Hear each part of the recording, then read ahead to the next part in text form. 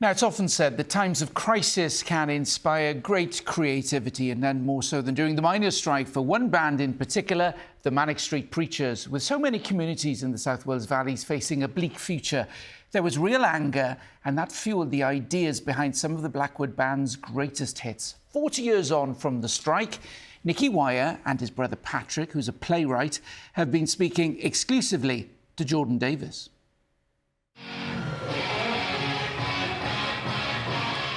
It's raw, it's furious, and it was born out of the miners' strike. Slash and Burn, from the Manic Street Preachers' first album.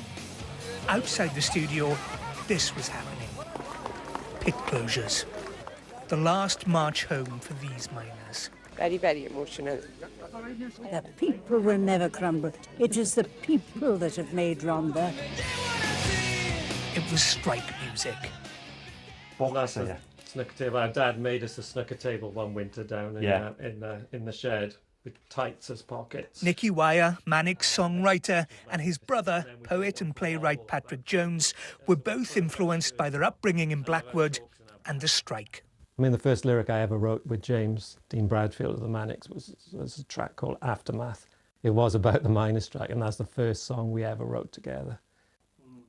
So, I remember writing Design for Life in this very room, the lyric for it. I think that song in particular is really rooted in the South Wales valleys.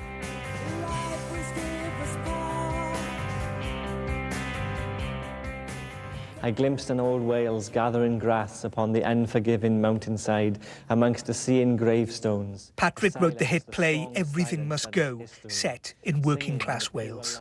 I wasn't in a band. They wouldn't let me join the band. But it made me create my own little inner spirit of saying, yeah, I will speak my truth.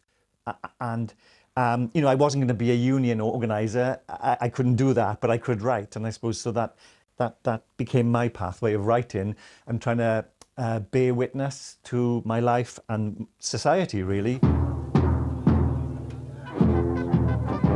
And music and speeches galvanised people through those difficult times. It'll be the railway next time. Then it'll be the shipyard workers.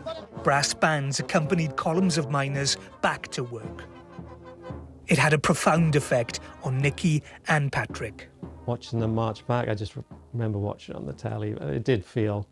It felt like something was very broken. Very broken. You know, which has taken a long time to fix, if at all. Just the miners walking down these rain sort of streets with their banners, incredibly moving, and I felt as if something had changed forever. 40 years on, if we look back now, I think the legacy is even more important. Like, we learn from things in the past. You know, if you look at the protest movements of today, the miners were doing that and speaking up and challenging things, which they felt to be wrong, you know, 40-odd years ago. Well, I got a gut feeling walking up here, but it's only a sensible thing to do to try and save these men's job by going back in strength. Minerless, the valleys stutter beneath the bulletin sky, afraid to move, statues on parade. The miners' strike and what came afterwards shaped modern Britain. But its effects culturally are also still being felt.